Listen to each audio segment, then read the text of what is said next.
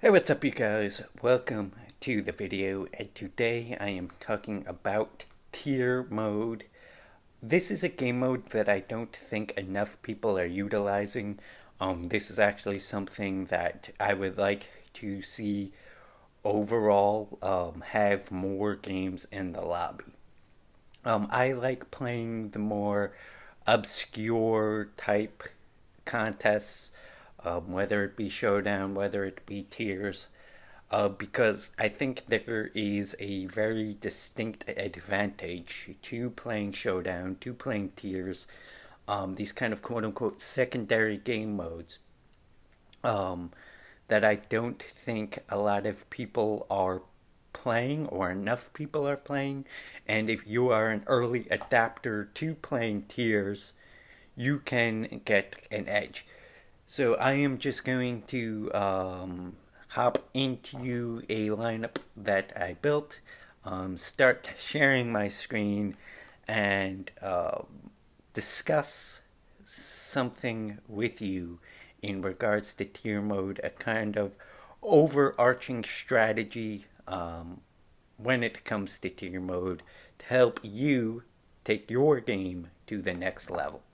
Spot where I think a lot of people get this game mode wrong, and is ownership chalk condenses into tier 1. So you could see here in this lineup, I did build a Fernando Tatis lineup, and his ownership condensed to 60%. And personally, I think that a 60% ownership sum for tier 1 is much too high. Um, I think that if you are going to the include chalk into your lineup, it should be in tier 4 through 6. Um, because I think that the talent level between the first best player and the third best player in tier 1 um, is very, very similar. So you're not giving up as much median projection going from Tatis down to like the fourth best player. So where I think many people are going wrong is playing chalk in the tier 1 part of their lineup. So if we look at this other lineup that I built, Acuna Jr. was only 15%. And I don't think that going from Tatis to Acuna warrants like the 40% drop in ownership. And Mookie Betts here in my third lineup here, he was at 20%. So I am very comfortable playing contrarian plays in tier 1. If because the talent in tier 1 is very, very close together. And another thing that I want to talk about in tiers is the overall correlation that I don't think people are doing enough of. So Tatis was at 60%, but Machado was at 17%, um, which kind of indicates that people aren't playing both of them here in the same lineup, which indicates that people really um, weren't stacking that much.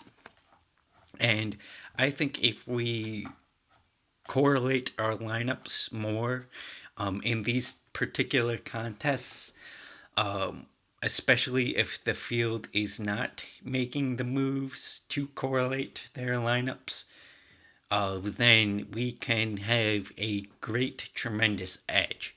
So the two edges that I think I can get is going more contrarian in tier 1, especially if it condenses, because the median projection is fairly close in Tier 1, and in Tiers 4, 5, and 6, medium projection tends to be more spread out.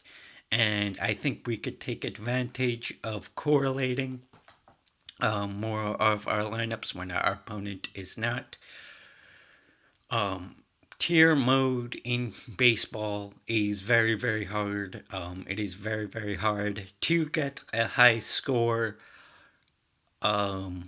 without the pitcher. This is a very interesting game mode, and I think it is very exploitable. Had I known Tatis was going to be 60% owned, I probably wouldn't have made a lineup with him in it. Being that hitting is very volatile, but overall, these are my thoughts on tier mode, how I'm thinking about building lineups. I think tier 1, again, we could be more contrarian. We could eat the chalk on these bottom lineups. So yeah, are you guys playing tier mode? I enjoy tier mode. I enjoy showdown mode. I've had a great deal of success playing more of these obscure game modes, but I would love to know what you think. So leave a comment in the comment section below in regards to anything I said in this video. If you liked the video, give it a thumbs up. If you don't like the video, give it a thumbs down and tell me how I could do better, and I'll see you